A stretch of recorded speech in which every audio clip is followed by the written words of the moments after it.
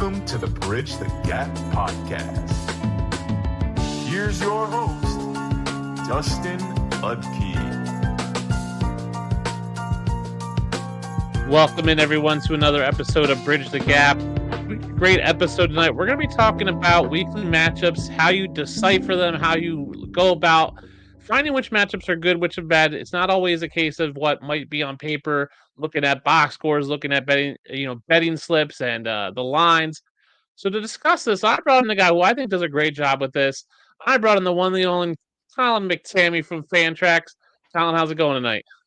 It's going good. I've done podcasts in the morning. I've done podcasts in the afternoon. I don't think I've ever stayed up this late to do a podcast, but I kind of like it. This is the prime time for podcasts. It's like for me, my son's asleep or should be asleep anyway. So he's not sucking on my bandwidth, even though I'm wired in and I don't have a ton of distractions. But you're a writer at Fantrax. You are doing these bold prediction articles. You're doing some weekly breakdowns. So why don't you tell everybody where they can find you and what you got going on this year? Yeah. So I don't know if I got the point down here. There it is. That is my Twitter handle. I've jumped over to actually Blue Sky. I believe I have the same name there too. I might just be Colin McTamany, but same profile picture. So you can check me out over there. Yep. I've been pretty busy on Reddit too. I don't know if you've given Reddit a try. You have been over there. You've been doing AMAs and. Yeah. So I've actually got an AMA on Reddit coming up, I believe the Thursday before week 14. So the final week of the fantasy football regular season, I will be doing an Ask Me Anything. 6 teams on bye. I'm sure there'll be plenty of questions, start, sit, and stuff. But yeah, and then fantraxhq.com. That's where all my work can be found. So check it out there. Yeah, Reddit's a fun one. I used to dabble in it a bunch, and then it just got too scummy, and I just didn't want to deal with them. Yeah, I mean, it's funny. I'll get notifications for comments, and you can tell. I mean, I've got like, fantasy football newbie, help me with this question. You help them. Yep. You'll have some people ask you a question, you'll give an answer, and then they'll be like, that's the dumbest thing I've ever heard. And you're like, you know what? I tried. Yeah. You can't win them all. I mean, it's a great place. They definitely are willing to read your content and interact. It's just, you hope it's all positive interactions. If you don't have thick skin, Reddit's not the place for you. So, yeah, or the ability to ignore. Yeah. Yes. And so we're going to talk about matchups because I think you do a great job deciphering matchups every week and kind of going beyond the surface level. We'll get into that, but we start almost every episode of Bridge the Gap with a game. What exactly is the game? Well, it is not a quiz or a trivia contest, nor is it a test of brute strength or athleticism. At its core, it's just a children's game, and I would wager that some of you here this evening have played Would You Rather? So I got a Would You Rather for you, Colin, and this is something because me and you are both also big Survivor fans of the show Survivor, which happens to be tomorrow night, and I know we're both kind of in pools where we talk about that.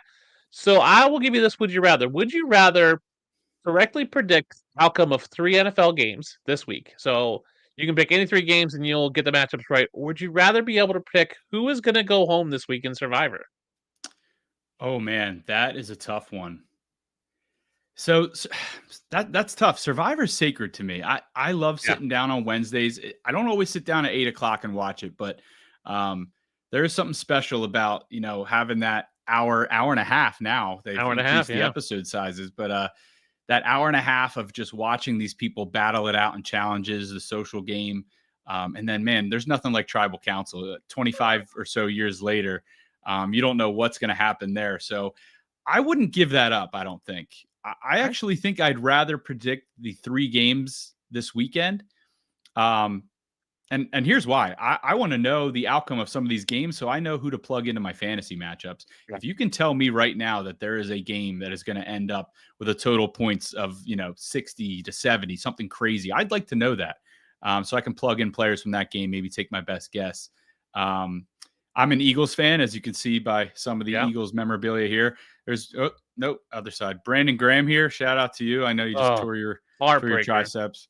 Yeah, I got a signed picture of him there sacking Tom Brady. But so I'm an Eagles fan. If I could know the outcome of that game against the Ravens beforehand to save myself some anguish, or just get excited, even that much more excited, I'd like to know that too. But I think that'd be my answer. What about you? I think I'm in the same boat. So I talk Survivor with a couple of friends of mine, and I am in the weeds of Survivor discussions. I'm on Survivor Reddit, by the way. Every now and then, I'm They go talking on there every Survivor. now and then, and so I consider myself very good at reading people and reading situations. So I made my 3 preseason picks just based on their pictures and names. Teeny's the only one I have left as my 3 potential winners. I had Saul on there, and I had R.I.P. Saul, Gabe, man. That was Gabe, who just went home this week. So Teeny's the last of my let me just look at their pictures, read their names, where they're from, and see how they're gonna do. But I'm big on the editing. I love a spoiler, to be honest with you. I love any sort of spoilers because I don't care the outcome. I care more about the story of how you got to that outcome. So if you told me Genevieve's going to win this season, I want to see how you weave that story throughout the season. Like when we talk about movies, I don't care about movie spoilers because I want to know how you got there. Like what's the story you told to get there? Because you can go there many different ways. So, and I also think I'm pretty good at predicting who's going home when. My buddies used to run a pool where you actually had to predict. You had to pick a person every week, and if they went home, you were out. So you had to like pick. It was like the closer you got to them going home, the better off you did. And I was really good at like, hey, this person's the winner. So like last 2 seasons ago, I was like, I knew Yam Yam was winning like mid-season. I was like, oh wow, yeah. just editing. Like I'm big into the edit and the story arc they're telling of people. So I think I can predict pretty easily who's going to come and go in Survivor. So I would love to know the outcomes of the games. I'm a Bills fan. We can lock up the division if we win and Miami loses. Yes, I saw that it's Adam Schefter starting to put those out there, the scenarios. That's usually I tweeted those out too. Yeah, it's weird that the Bills can lock up the division and the Chiefs can only lock up a playoff spot. Which seems wild to me. Yeah, well, I mean that's the NFL for you. You've got the Seattle Seahawks right now as the 3 seed in the NFC, but you know, the NFC North, in my opinion, has a lot better teams. So you know, it's just how the seeding goes. Yeah, I was talking to someone like the Lions have like 6 different scenarios where they can clinch a playoff berth if they win and San Fran loses and Seattle loses and Arizona loses, and it's all these other convoluted things. But if you could tell me if I knew the outcomes of the Dolphins game, the Bills game, and maybe one other game, I think I would love that for my fantasy teams, but also just for my peace of mind. Like Bills games are just heartbreak. I mean, I'm a Bills fan, so I've been through the heartbreak. My son yesterday. I don't think anyone needs to tell you how the Chiefs Bills are going to go in the playoffs. I mean, I know. My son said to me yesterday, my son goes, I think I just have a feeling the Bills are going to win the Super Bowl. And I was like, I think he's 11. I was like, oh man, don't say that. Like, don't get your hopes up because it's heartbreaking. It's heartbreaking when they lose. When they lost to the Chiefs in that like 13 seconds, I just like had to walk. I put a blanket over my head. I had to walk out of the room. My dad was like, "Why are you so upset?" I was like, "I just can't talk, buddy." I was like, "I just can't talk." Like, to have it just taken away that quickly is just killer. So that's funny though. I think Survivor is fun. I don't even like watching movie trailers because I feel like I can watch a movie trailer and be like, "Oh wait, I just saw something there," and spoil it. So I don't know. Yeah, give me the spoilers.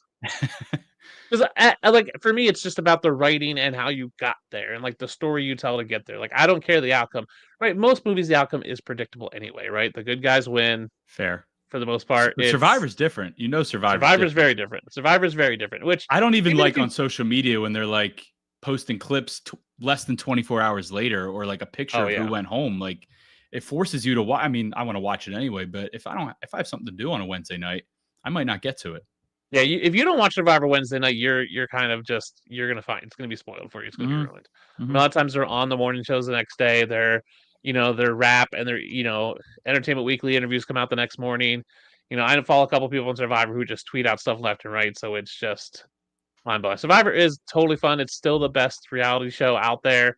I'm excited for season 50. I've been trying to make predictions of who I think will be in season 50 for me, because that's going to be returners. So I have my list. Have you ever been busy during a Bills game and tried to not look at the score and then watch it back as if you didn't know the outcome? There's a couple times where if they play like Monday night, because I have a group I hang out with on Monday nights, and we get done around 8, so I miss like the first half. So sometimes I'll tape it and I'll get there, and then I'll just I can catch up pretty quick because I just fast forward through commercials and all that kind of stuff. So I generally don't know the score. And there's only once or twice where I've known the score of the game, but I still watch it and it's still just as fun for me. Yeah, I'll watch it back, but social media and texting and everything, there's just too much. I'm going to know the score before I turn it on. So it's hard for me to like stay off Twitter, especially if they're playing on a Sunday afternoon, because there's so many other games I want to look at the scores of, that it's hard not to see their scores. So, yep. Let's get into matchup and deciphering matchups. So, what is your process when you're looking at matchups for the week? And you do a bold predictions article every week on Fantrax. You're also doing you do two other articles as well that kind of revolve around this sense of looking at the matchups and kind of making predictions based on them. What is your process when you're looking at matchups? Yeah, so I really break things down week by week and quite frankly, day by day. I mean, because this league really does change on a dime. I mean, we had earlier in the year, I remember I traded for AJ Brown very early in the season, and then Friday at practice pulled the hammy. I mean, there's just stuff Yeah. that changes so quickly in this league. So I don't think there are any concrete statements that can be made in fantasy football because, just as we thought Nico Collins was really in for this big takeover this season, he goes out with an injury. Tyreek Hill, I was pounding the table to take Tyreek Hill and CeeDee Lamb as top 3 picks this year. Yeah. Both of their quarterbacks went down with injuries this year. There's just so much change. So I try to, dial it back, look at things on a day by day basis, week by week basis with these matchups. I do the waiver wire article, and I'll talk about that first. So what I look at with the waiver wire article is the week, the week that just occurred, who got hurt, who played well, obviously, and then look at the week ahead, who's up next. Yeah. I know a hot name right now is Jeremy McNichols. If you're thinking about putting a name in for Jeremy McNichols right now on the week 13 waiver wire, he might be the lead back for Washington in week 13, but then he's got a week 14 bye. Odds are in week 13, you have everyone available to you in a year of very, very good running back production. Are you really going to plug Jeremy McNichols into your lineup week 13? Probably not, unless you had Brian Robinson and maybe Austin Eckler, and we're relying on those guys. So you have to look at those things right now, especially, you have a top claim. Do you really want to burn your top claim on a guy like that if you're not going to use him? Because by week 15, Jeremy McNichols might be a nothing, probably will be a nothing. Then I look at risers and fallers, and that's my big article every week because I get to talk about some studs. I get to talk about some guys that maybe are on the rise, some guys that have been good for a couple weeks that are starting to dial it back. It's never the same group of people each week, and it's never the most obvious. I mean, right now, Devon Achane is crushing it. I don't think I need to put Devon Achane on the risers list. We know he's a star. We know he's going to be in your lineup. So I try to talk about players that, hey, I know you're second guessing starting this guy this week, or you're really into it, but you have your reservations. Here's why I think you should or shouldn't. That's the point of risers and fallers. And then lastly are the bold predictions. What I look at there, Derrick Henry rushing for 100 yards and 2 touchdowns. That's business as usual sometimes for Derrick Henry. So that's not really a bold prediction. You're starting Derrick Henry. I try to look at those fringe guys. Like last week, I had Amir Abdullah as my bold prediction running back. That's a guy I think people were debating putting in their lineup. And I said, hey, he's going to be really busy as a receiver in this game. Denver allows a lot of receiving yards and receptions to running backs. That's their matchup. I think it's going to be a pass-heavy approach by the Raiders. And Amir Abdullah is a pass-catching back. Start Amir Abdullah. I mean, sometimes it's that simple. Other times it's, trying to find that diamond in the rough. I'm cautious about suggesting guys like Taysom Hill because there are weeks Taysom Hill is going to be a nothing. And then there's weeks he puts up 42 points. Sometimes that's against me in my home league, but I'm not bitter. You got to look at a lot of different things, but most of the time it's very brief player evaluation and then the road ahead. Right now we're in a very interesting time. We have 2 weeks left in the fantasy football regular season. Next week, there's 6 teams on bye. That's tricky. Which is crazy. And then we're in the playoffs. And right now, if you don't have a playoff spot, we might not even be talking to you in 2 weeks. So I take things on a day-by-day and week-by-week basis. Yeah, that's how I do it. So I do the wide receivers, streamers, and sleepers, and then tight end streamers and sleepers at Fantrax every week. And my process for tight ends and wide receivers is slightly different. Tight ends, I'm looking at points against, how much the team is giving up to tight ends. Wide receivers, I'm really looking at cornerback matchups because a team might be giving up a ton of points to wide receivers, but it's never their top wide receivers. Always like the second or third guy because they might have one good corner. So last week I started on Sunday night. I kind of put guys in and I was like, I I think I was like, maybe a Chargers receiver will do well against Baltimore. And I was like, well, it's probably everyone's going to start Lad McConkey. People are probably going to ride with QJ. And I was like, well, let me see what Josh Palmer is. And I looked at him and I just realized like, oh, the cornerback matchups are tough. Like he's going to get shut down. Like, and he kind of did. So it's always those guys where it's like, hey, who's kind of trending the right way? So that's how I do it. I look at who's trending the right way in terms of snaps and usage. For running backs and quarterbacks as well, is like, are they, quarterbacks obviously play snaps, but are they throwing a ton or are they not? And I use that for wide receivers and tight ends. Like, I don't want to, if I'm going to go take a gamble on a guy, I want a guy that's going to be on a team that's passing a ton. I don't want a team that's passing 20 times a game. I want a guy that's going to be passing 40 times a game. There's just a higher opportunity for volume. Look at cornerback matchups, kind of look at the scheme.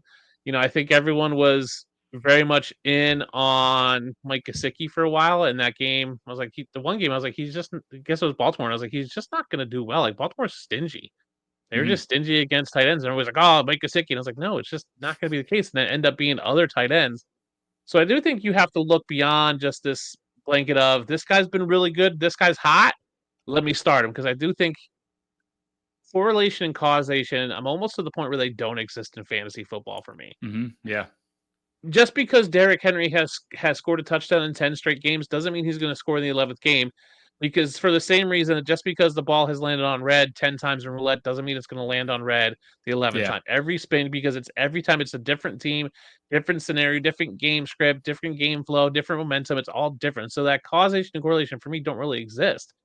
And so that's where it has to be weekly. You have to look at things. So I do look at betting odds a little bit and see what the line is, because I think game script does matter, especially for passing teams or running backs, right? If you're in a game script where you're playing theoretically Carolina, who doesn't score a ton of points up until this week all of a sudden, or you're playing the Giants, you're probably going to run the ball more because running is the luxury of the winning team. So if you're telling me a team's going to only throw it 5 times in the fourth quarter, well, I want the running back from that team. So that's kind of how I look at it. Where does I want to add on to make these bold predictions? Go ahead.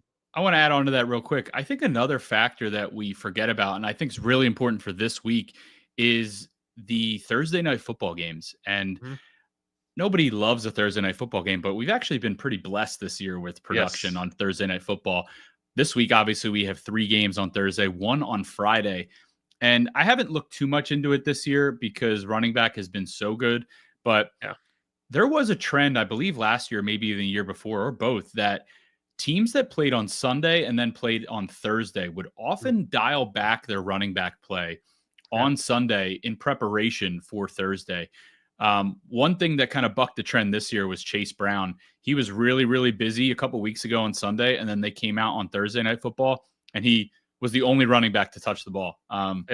So I do look at that kind of stuff too. Like you said, game script, where the game's being played, how they fared in their last game, snap percentages and stuff like that. But I think it's also important too to factor in the day of the week they play on. Right now you have the Baltimore Ravens just were in a really, really kind of a battle with the Chargers early on last night, but Derrick Henry was super busy.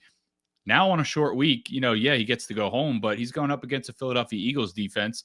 Obviously, I'm going to talk about them that have been pretty good against running backs this year. So I think, Derrick Henry is going to be, Derrick Henry, and you're going to play him. But, maybe in those deeper leagues, Justice Hill becomes more of a factor. We saw what he can do.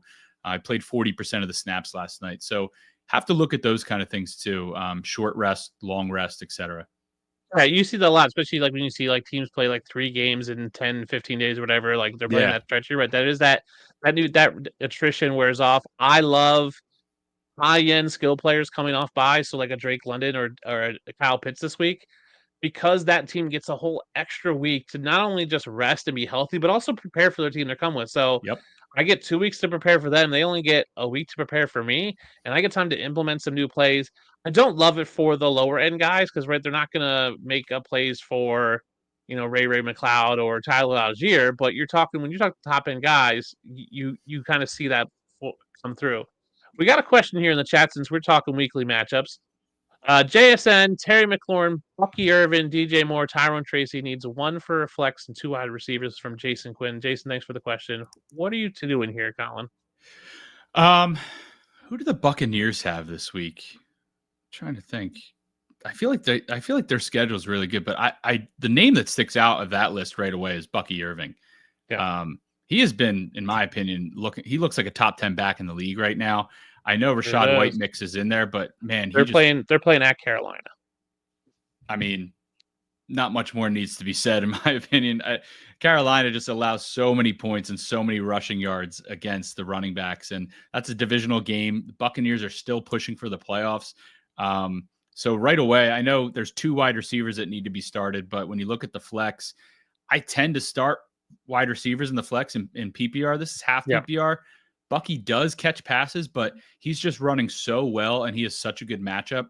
Right away, I would think I would plug him into the flex. So then you look at the wide receivers. Well, Tyrone Tracy's there too. I want to talk about him. He's fumbled. He's had some really bad fumbles lately. I do worry that on Thursday, if he fumbles, I know you're not going to bet on something like that, but if he does fumble, he is going to get banished, to the bench. That scares me a little bit. So I would go Bucky over Tyrone. I don't think I'd even consider anyone on the Giants right now, just with the way that offense looked. So then you look at these 3 wide receivers and need 2 of them. I look at quarterbacks first and foremost. Who's got the best quarterbacks?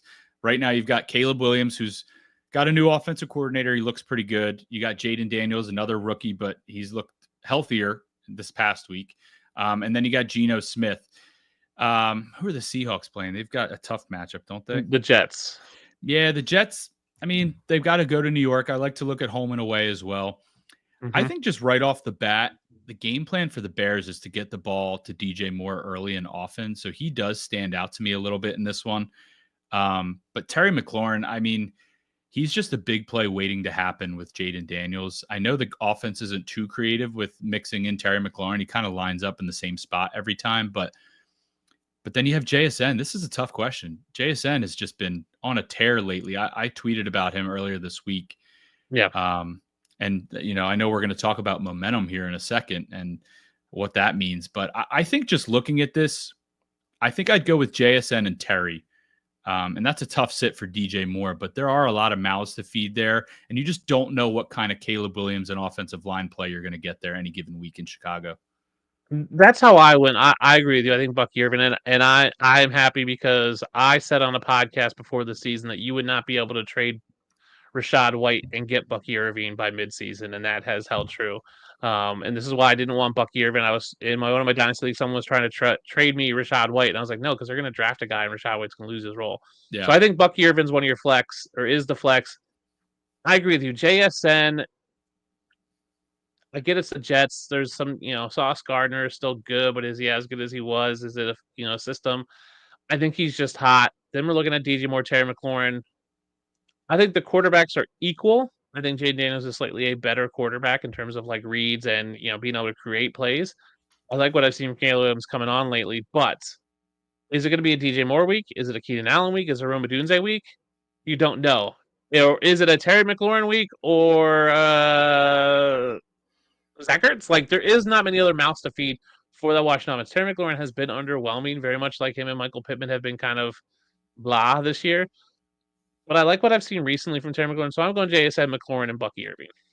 I will say about DJ Moore, though, he does play Thursday, so you do need to make that decision. Yep, make that decision. Obviously, sooner than later.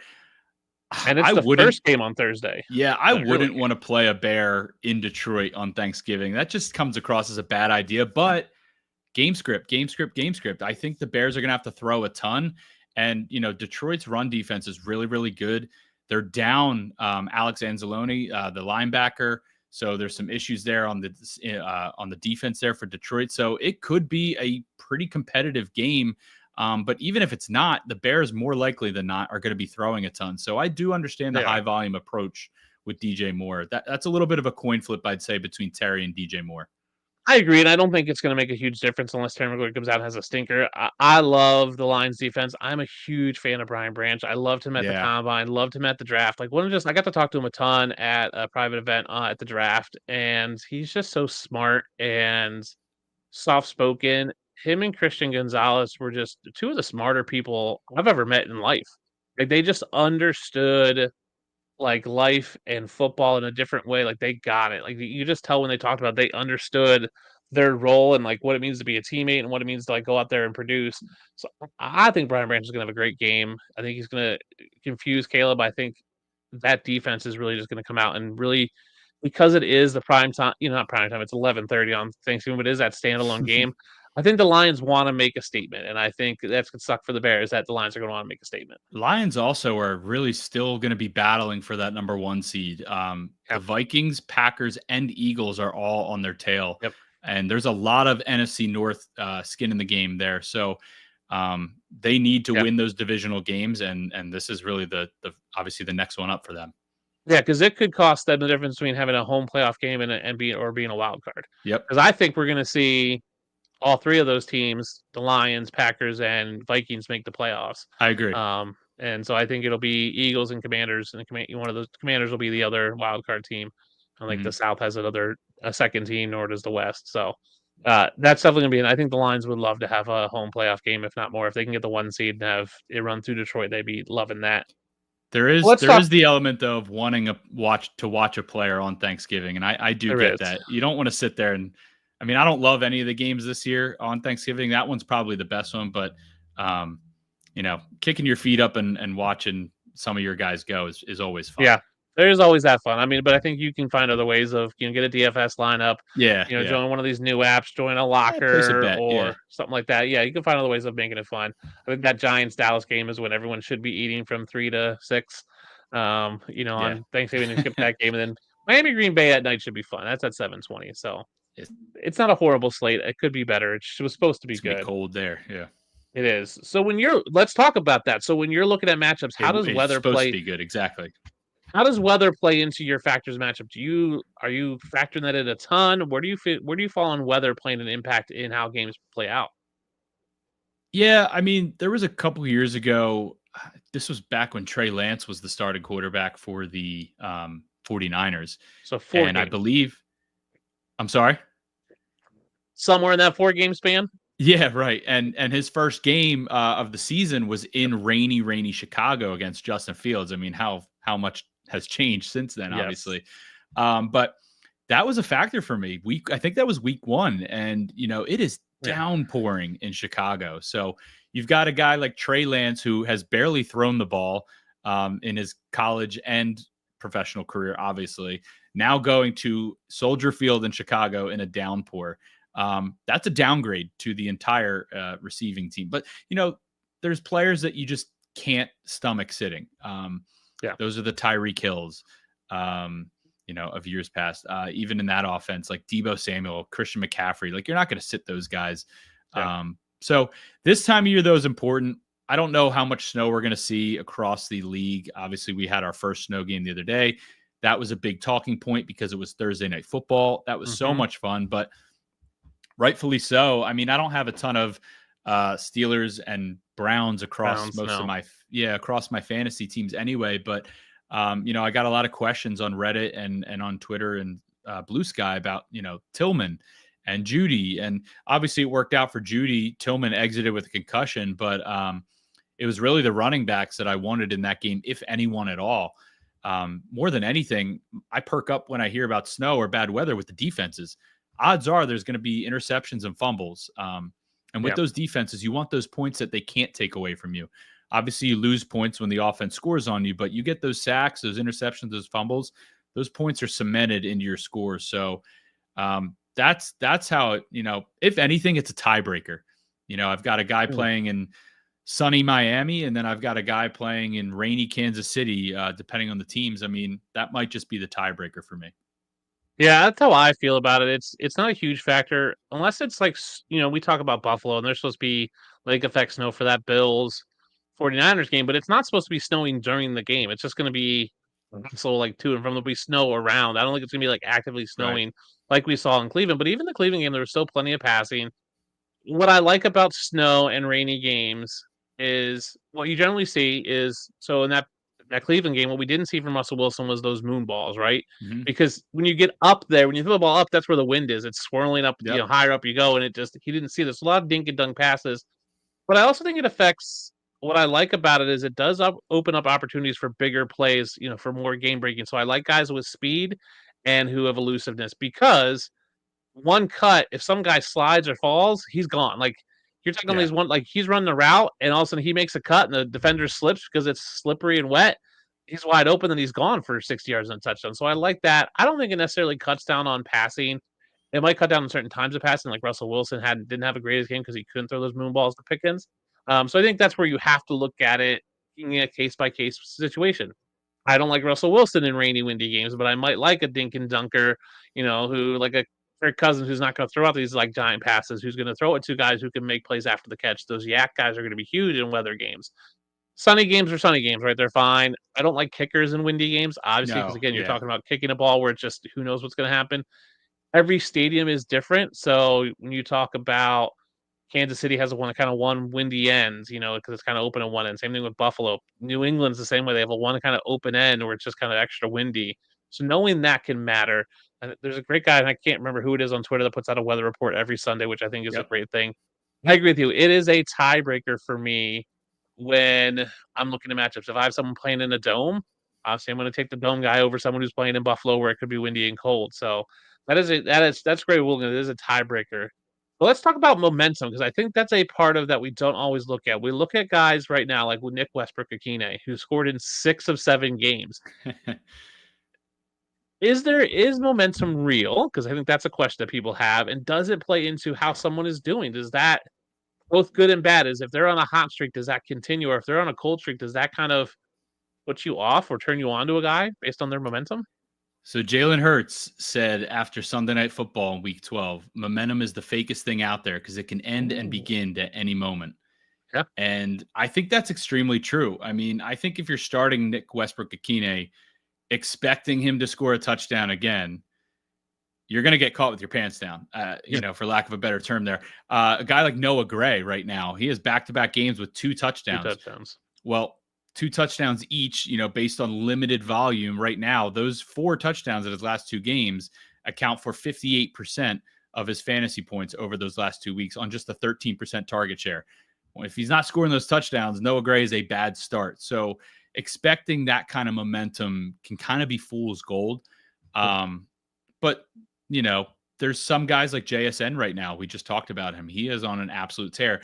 I think his numbers, it might be momentum, but it's also based in, factual numbers, volume, playing time, first reads from Geno Smith. So you do have to look at that kind of stuff. Running backs too. I mean, running backs, if you're running well, you can see it. But then you run into a defense like Baltimore, who's been really good against the runs this year. That's a brick wall. So, we'll see. I know I keep talking about the Eagles here, but Saquon Barkley obviously is dominating this year. He's about to go up against the Ravens. Derrick Henry's about to go up against the Eagles. Momentum will be very interesting against those 2 teams this week. But again, you're playing all those guys in those games. So I think your question's more for the guys like the Noah Grays, the Nick Westbrook-Akine. You got to be careful with those kind of stats. Like, oh yeah, he scored a touchdown in 3 of the last 4 weeks. That's cool. When did those touchdowns happen? In junk time at the end of the 4th quarter? Was the backup quarterback in and threw a, moon ball to Marquez Valdez-Scantling? Like, I don't really know. That's another guy too. I mean, limited volume, but making plays right now. Be careful with those kind of guys. So I think momentum is kind of a mental game, especially as a fantasy football manager. You can convince yourselves of momentum and, this is a good start because the vibes are high, but you got to dig a little deeper sometimes. I agree with you. And I wrote about Noah Gray in my tight ends, sleepers and streamers and sleepers. And I put him a sleeper and I liked some of the underlying metrics for him. Again, I don't think I expect him to score 2 touchdowns, but he's, his snap share has jumped up. He's had 76 last week, 59% this week. He saw 5 targets and 4 targets. So I like that. It's better than his 1 or 2. So there is some reason to believe that he could be better than his norm, but not the 2 touchdowns better. Like, I don't think that's going to continue. Like, if he's scoring you 3 points every week, he might get you to 6, right? I don't think he's going to have another 10, 15 point, 22 point week. I do think you're right. I think there's some things when you look at momentum, especially like running backs are a different breed because when you're running so well and you almost feel invincible that you do crazy things like hurdling a guy backwards like Saquon Barkley. Like when you put up 233 yards or whatever it was, you're just going to come out and go, yeah, I can do it. Like, I know I can. I also think there's negative momentum. So when you look at a guy like Quentin Johnson, who just keeps dropping the ball. His first drop, I wholeheartedly believe his first drop led to his second drop, led to his Yeah. third drop. It It's just just he gets in his own head, and he's been in his head, and he hears it. There's no Yeah. way he doesn't hear. He didn't hear it last year that he has they were booing hands him. like a snake. Like he's got stone hands, and it's getting to his head. And golfers get the yips. I think we see it with kickers. They get the yips, and they just kind of like start Justin shaking Tucker. everything. Yeah, they start overcorrecting, and they can't get out of their own head. They can't get out of their own way. Football is to me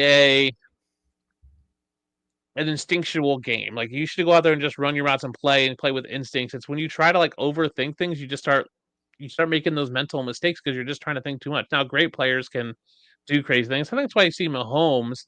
He has so much confidence that he's like, yeah, I can throw it, as I'm going to the ground underhand and do this crazy thing because he just has that confidence. And because he's done it, like he has that momentum. He knows the things. He knows that if it goes bad, he'll just fix it the next drive. I think there's a guy like I think Quentin Johnson's someone who I'm weary for the rest of the season because I'm not sure he can get out of his own head the rest of the way. And when you start having those mistakes and you start dropping passes, then people lose faith in you, and that doesn't help you at all. So when you start losing targets and snaps, then you're like, okay, now it starts compiling, and that negative momentum snowball really goes downhill really fast.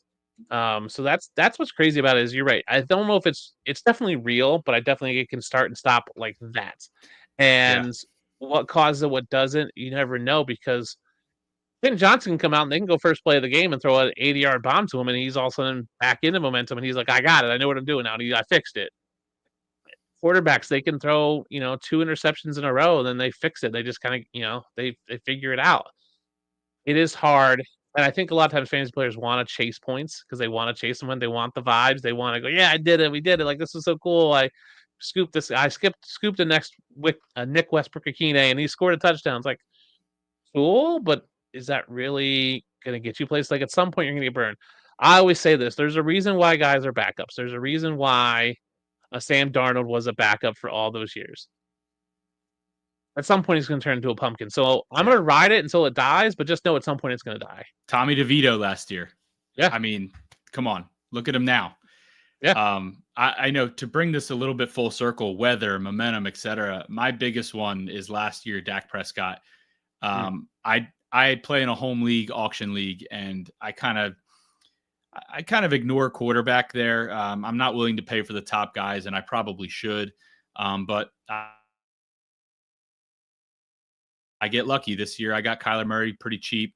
Yeah. Last year, I had Dak Prescott, and I got him off the scrap heap, and 21.4 points per game, weeks 1 through 14. He was a stud. I made the playoffs as a 3 seed, which means I had to play round 1. 7.1 points in the first round, QB 32. Quite literally the worst quarterback in the league in fantasy football opening round of playoffs. Cold day in Buffalo. You bench Dak Prescott and he goes off, your league's going to call you an idiot. So you have to start him. But then, he runs into a wall, bad weather, and the momentum just like that just stops. And it's enough to make you sick, really. So you have to accept it when it stops. But I do understand wanting to ride the wave. Yeah, there's always that. And so I tweet out every Wednesday, I tweet out my narrative street, which has birthday games, revenge games, and homecoming games. And someone asked me, like, does this factor in? I'm like, I honestly don't know. Like, I don't know, but people want to know these things. J.K. Dobbins looked pretty good against the Ravens until he got hurt last night. So. Yeah, it's just one of the things where, like, there's just guys, some guys do and some guys don't. And it's just, again, causation and correlation for me don't exist in fantasy football. So it's like, I don't know if it does, but people want to know those things, right? That's why I started including the homecoming games because you see guys and like, oh, he grew up an hour from here and it's, he's got 40 family members. He's like, well, of course he's going to play a little extra for all of his family. Like, I think coaches know that too. Like David Montgomery, he's banged up, but I think he's going to play Thursday and they're playing the Chicago Bears, the team that drafted him. They're 3 yards out, while they've been giving it to Jahmyr Gibbs in the red zone and goal to go situations. Maybe that time they emphasize, 2-3 plays to just try to get David Montgomery into the end zone. So I do think it's worth considering, but I wouldn't rest my whole weak No. on it. I don't rest my. Well, I just put it. That's why I call it Narrative Street, because it has no Yeah. like factual basis. It's out there, right? And I think there's, as we get later in the season, especially the last 2 weeks, we start talking about contract incentives, and some coaches are really cool about getting the guys to those certain benchmarks so they get that extra incentive. Yep. I would love to be able to come up with like a having a baby, thing, because it seems like if they have Dad a baby, strength. they go off. Yeah. Or like, someone like their dad dies, like Brett Favre, you just have these monster games. Like those do play into it. It's just you don't always know when those things are happening. So I try to put it out there just because people enjoy it. It's a fun thing. But that leads me to: is there ever a time where you just have a gut feeling, and maybe the analysis says differently, but you just have this gut feeling? How do you balance that out? Yeah, I mean, I think you have to look at your matchup, right? If you're an okay team fighting for a playoff spot and you're in a must-win situation against the number 1 seed juggernaut team, Yeah. and you're choosing between a flex, you're going to stare at those 2 or 3 players all week. Yeah. And I do think eventually first you're going to dive into the analytics, because that's how you've narrowed it down to 2, 3 guys in the first place. But your gut is going to kick in at some point. This past week, I actually had a gut call. I had Josh Downs or Ladd McConkey, and something in my gut told me that Ladd McConkey might not play Monday with that shoulder injury. I know he practiced on a limited basis, but I looked at the 2 matchups. Josh Downs had a really good matchup. Unfortunately, I don't know if you watched that game, but he had 3 pitches for 58 yards called back due to penalty. Unlucky there, but I had him and Ladd McConkey balanced there, and my gut was telling me you're going to kick yourself if Ladd doesn't play and Josh Downs goes off. So, I look at Josh Downs, got a good matchup, so I plugged Josh Downs in. It didn't burn me in the long run. Ladd did have a good game, not so much better than Josh Downs, but it definitely plays a role eventually. When the gut call goes right, you want to, puff your chest out. I called it. When it goes bad, maybe you were just hungry when you had that gut feeling. I don't know. Yeah, and it's funny because I think that's very much the dynasty mindset. I think for a lot of players who play dynasty is that you are taking a gut check on their future, right? Like, is this guy going to be good? So when you're drafting or you're making trades, I just made a trade for Will Disley, and the analytics said, hey, he's been really good, and the matchups look really good. Do I think he has a future? Probably not, but you never know. But I've been platooning Colby Parkinson and Barner and a couple other scrub guys, and a lot of it's just been matchup is equal. Let me just go with this guy, and it seemed to work out. But I think dynasty for a lot of us is, especially with rookie drafts, you get to that second, third, fourth round, it's just gut check. Like, do you believe in this guy's talent, and do you believe in the situation and your process to get there? And that's really what it is. And you're right. When it does work, you definitely want to, puff out your chest and brag about it, do your, victory lap on Twitter or Blue Sky. When it doesn't work, you just kind of go, I gave it a shot, right? And you just kind of have to live with it. And I think you said something interesting, because something I always go back to is I always tell people, like, which guy are you going to be happy? Which guy are you going to be less upset with that you benched and he goes off? 100%. Yeah. Because I think sometimes we just go, well, this guy, and it's like, yeah, but if you bench that guy and he goes off, are you going to be kicking yourself versus the other guy? And I think a lot of people go, oh yeah, if I bench this guy and he goes off, I'm going to be so mad at myself. It's like, cool, well then play that guy. Because best case scenario goes off in your lineup. Worst case scenario goes off your lineup, and you're upset. What will you be more upset about? You got to weigh that scale constantly. I think the last thing I want to say on that, and you mentioned it before, is your gut told you that the Tampa Bay Buccaneers were going to draft someone to compete with Rachaad White. When it was, but I had the same feeling. I have Rachaad White in my main dynasty league as my RB2 behind CMC, which was really good for me last year. Yeah. This year, not so much, obviously. But, they draft Bucky Irving, and I kind of take a step back and go, well, wait, I knew they were going to draft someone. But Bucky Irving, not really the guy I thought they were going to add to that backfield. No. All right, fine. He'll maybe catch a couple passes and steal some receiving work from Rachaad White. Wrong. I mean, he has been running so much better than Rachaad White. So I do think you need to look at that. I mean, another one, the Chargers. My gut told me they were going to draft a running back. It took them until day 3 to grab Kamani Vidal. So then all of a sudden, my gut feeling of like, oh, I love whoever they're going to draft, I take a step back and go, wait a second, they waited that long to draft who from Troy? Yeah. And you start to look into the player a little bit. You convince yourself, but he's done nothing this year. So absolutely nothing. Yeah, you kind of just have to shrug it off. It really just depends on how much you're willing to invest in your gut calls. Yeah, and I think that's something, right? And I think there's part of it is when your gut call is wrong, like admitting you're wrong and figure out why it was wrong. Like, Why? and I think Yep. you can check your gut with like some post analysis of like, okay, I believe this because of whatever it is. So, I was 2 years ago, I was a firm believer that whatever tight end went to Detroit was going to be the best. And I was really hoping they'd sign Gesicki in free agency. He signs with New England. And coming out of the combine, headed into the draft, we were all talking Michael Mayer, Sam Laporta, Tucker Mhm. Kraft, and there's one other guy. And Sam Laporta goes to Detroit, and I said, he's the guy I want because that Yeah. system and that, like, my gut was telling me, like, that's going to be the guy because of the system. And that's what my process told me and my gut. And then even this year, I get to go to the combine and draft every year, which is super nice. And hopefully you get to continue that. I got to meet Drake May at the draft and interact with him and watch him interact with the people. And I was like, dude, this guy's a leader, straight up. Like, Yeah. and I was like, and that just was something that just said to my gut, like, hey, he's the dude. Like, he is the dude. Like, wherever he goes, he's going to be good no matter what because he's just that dude. And there's guys who I've gotten bad gut checks on, like bad intuition, whatever you want to call it on, and it hasn't gone right or it's been hit or miss. And I have to go back and okay, if this is why did I feel this way about this guy? Okay, this is what was pointing me towards that. And it's part of it's intuition, part of it's gut, but I think you have to go back and look at those things and go, okay, what was I thinking and was I right? My Rashad White thing was his yards per carry was just so bad. Yeah, he was And a he's just like, plotter. man, they're Yeah. not. Yeah, he's just a plotter. He's getting like 2 yards a carry. And right, and there's other things that play into that. Coaches changing and all that kind of stuff really does play into it. So it's just interesting to see how gut plays, especially when you're talking a weekly matchup of you know, things you can't quantitate on analysis. Bills Chiefs is just a big game, so Josh Allen might just play a little extra because it's a big game. That's just not Yeah. something you can.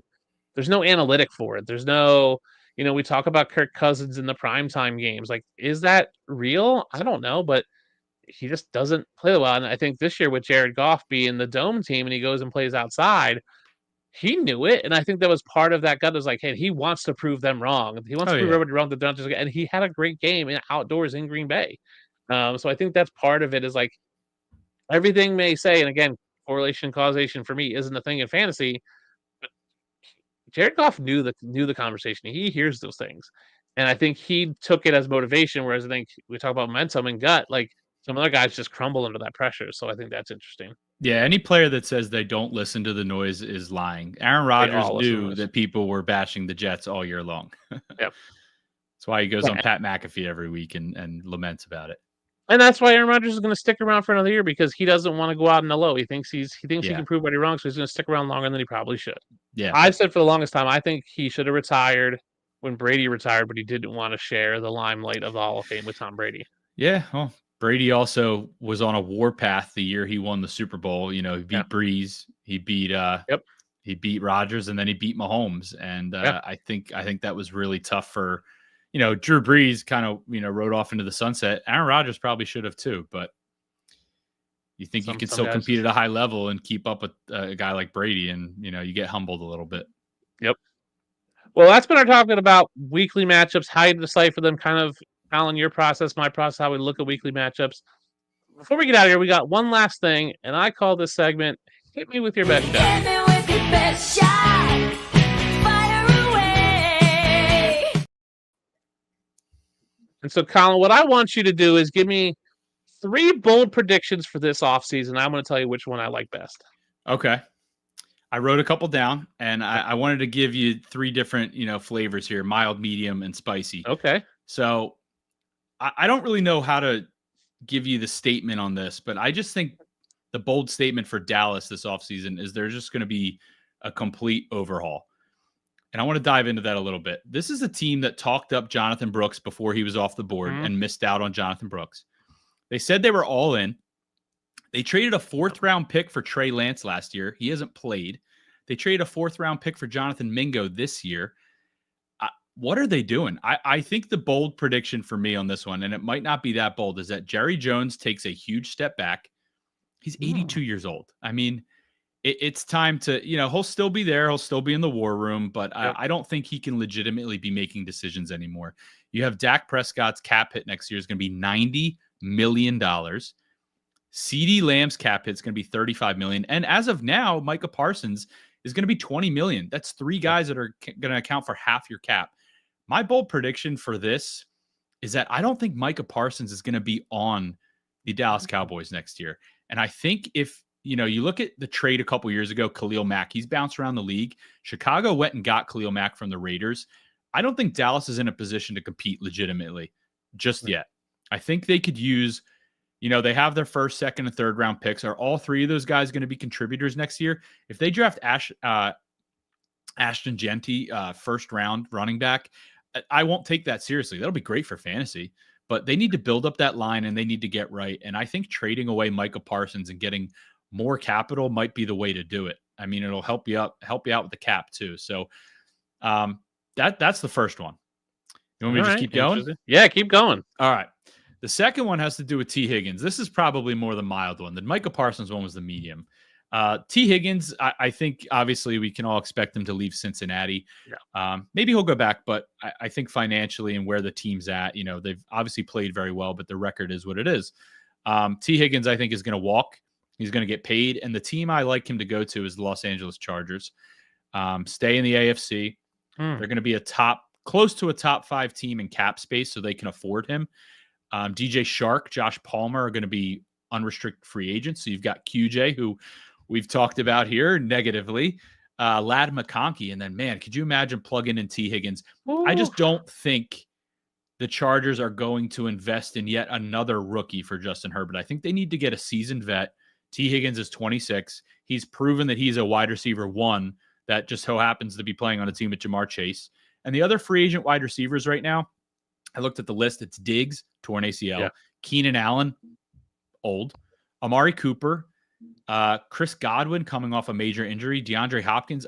The list is really not too appealing. Now, maybe they will add one of those guys, but I think they're going to go out and get their guy, and I think T. Higgins is it. So that's my second one. The last one is definitely spicy, and I don't even know if I believe it, but I wanted to go a little crazy here. Brock Purdy will not start week 1 for the San Francisco 49ers. Oh. He has 1 year left on his deal. He's cost essentially nothing, $3.7 million for 4 years. I think there's interest elsewhere from other teams that would love to pay Brock Purdy. I don't think the 49ers want to pay him. Too many injuries. I don't think the 49ers have been playing poorly. Don't get me wrong. I don't think Brock Purdy is the issue, but if a team comes calling, I think they might listen. And, I'm not necessarily even sure that I know Kyle Shanahan talked up Brock Purdy when he was in his first training camp. We've heard that story. But if you remember years ago, 2017-ish, Kyle Shanahan just took over as the head coach. He was the offensive coordinator in Washington years prior. He had a connection with Kirk Cousins. And I do wonder, and this is kind of a two-parter, I do wonder if maybe a guy like Kirk Cousins or another veteran around the league would be a plug and play here for San Francisco, the same way Brady was in Tampa Bay, the same way Stafford was in Los Angeles, took those two teams to the promised land. I just wonder, obviously Purdy has some years under his belt now, but I just wonder if they want a more established veteran under center there in San Francisco. And, if you pluck a guy like Cousins away from Atlanta, maybe they want to get out of that contract because they like what they see in Michael Penix. That could be interesting. And then, you have a 3-way trade here. You get Cousins to San Fran. Maybe a team takes Purdy off their hands, and then Atlanta makes out with Michael Penix on a rookie deal. That's a winning formula. That's interesting because I have always said that I thought Michael Penix was the best quarterback in this draft. Singly the best quarterback. I do think Atlanta wants to eventually get to him. I think they roll with Cousins.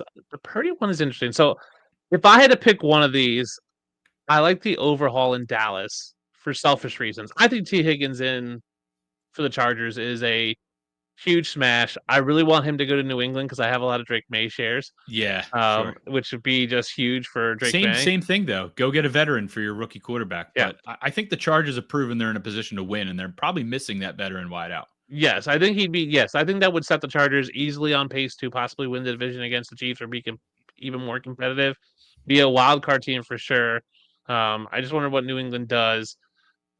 And I think they can make a pitch. I just don't know if New England, with a new coach, will have the gumption to go get a T. Higgins. Yeah. I don't think New England is a T. Higgins away from winning next year. They're still going to be third in that division behind Miami and Buffalo. So T. Higgins there makes a lot of sense to the Chargers. I think the Cowboys have to overhaul. And Jerry Jones came out and said yesterday, like he's talking about extending Mike McCarthy. Like, what are we talking about there? Like, You got it. You you got to do something different. Get him off camera, get him off the radio. I mean, he can still be involved, but he can't be the front man for this team anymore. He's a liability. He's an absolute liability.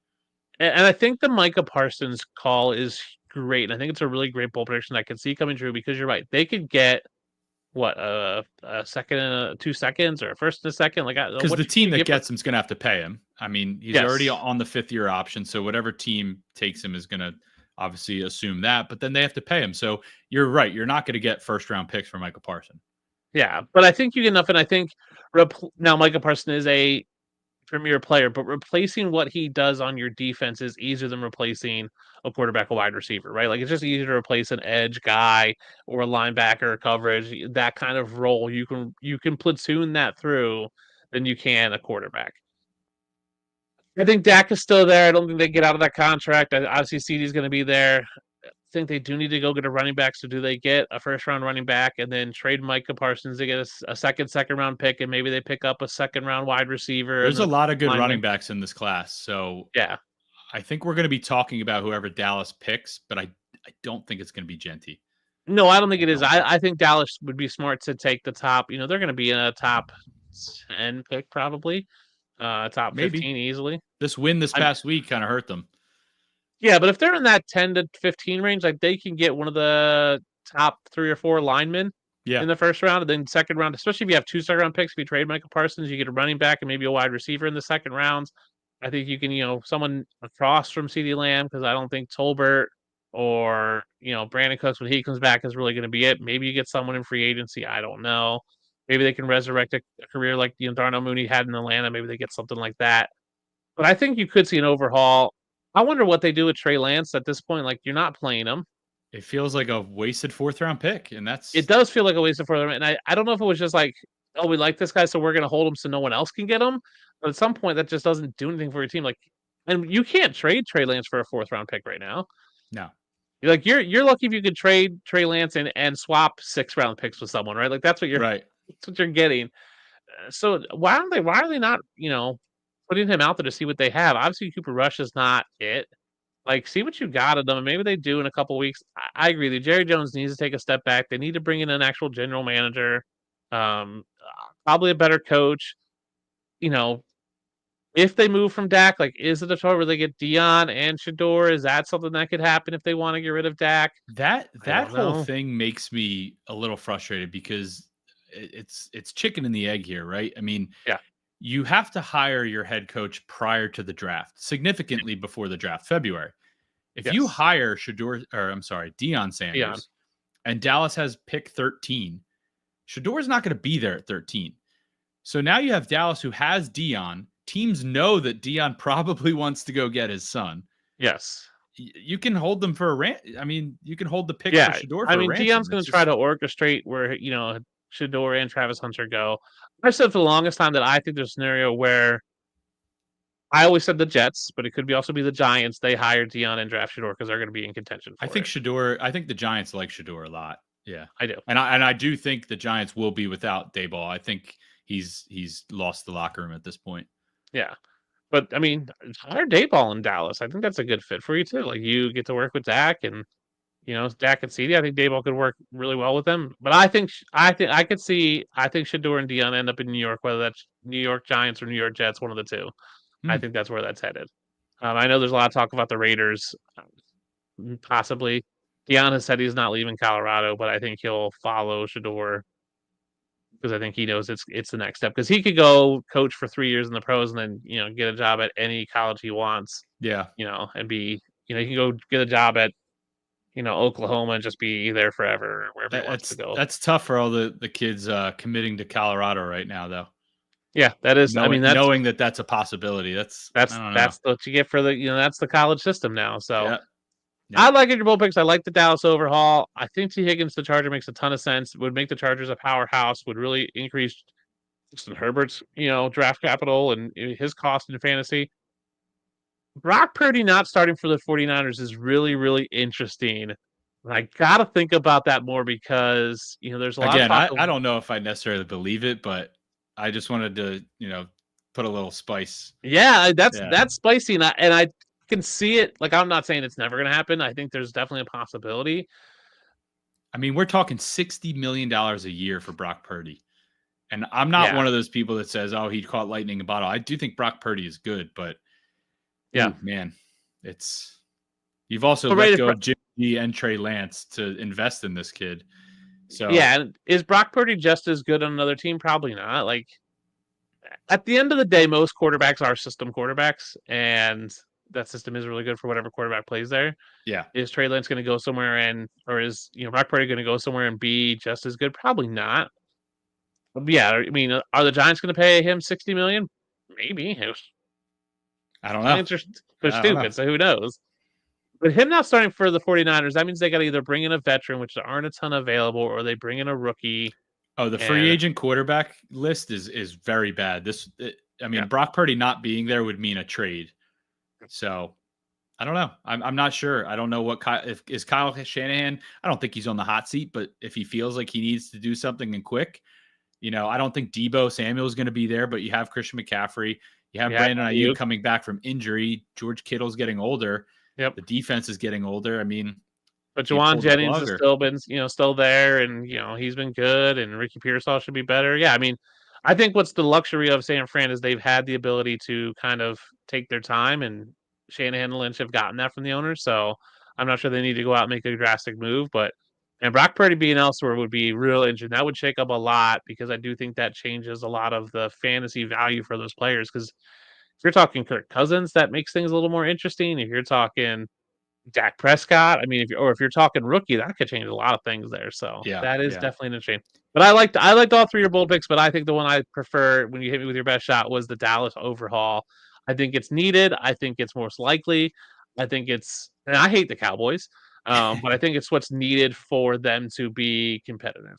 I think they need to do something drastic, and it's not just a new coach. It's a new coach and kind of change the identity team, right? I think Mark Parsons is a great call out of trading him and getting some assets, some draft assets, or maybe a young player that you can get. I think that's huge. So, I mean, last thing I'll say on that, I don't think CD Lamb's the kind of guy that would say, thanks for paying me, but I'd like to play elsewhere and sit out. But I mean, I guess you can't rule it out. Who knows?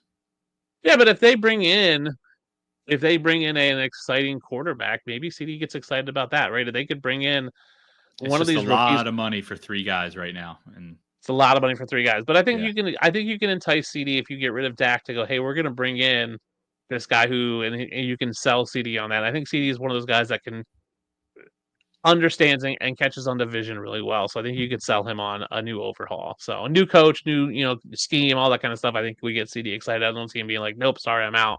Yeah. So. Well, Colin, thanks so much for coming on. This has been a blast. Before we get out of here, why don't you tell everybody watching one last time where they can find you and what you got going on this year? Yeah. Obviously, we've only got a couple more weeks left. I'm staying competitive in all my leagues as well. But as far as helping you win, fantraxhq.com.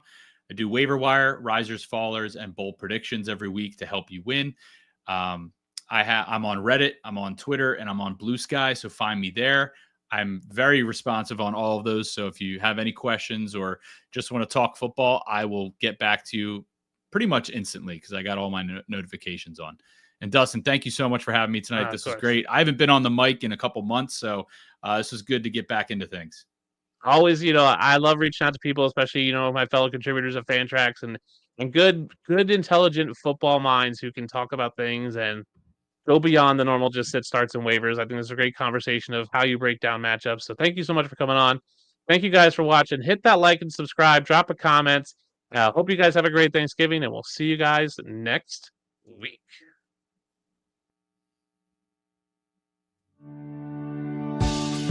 Thanks for tuning in to Bridge the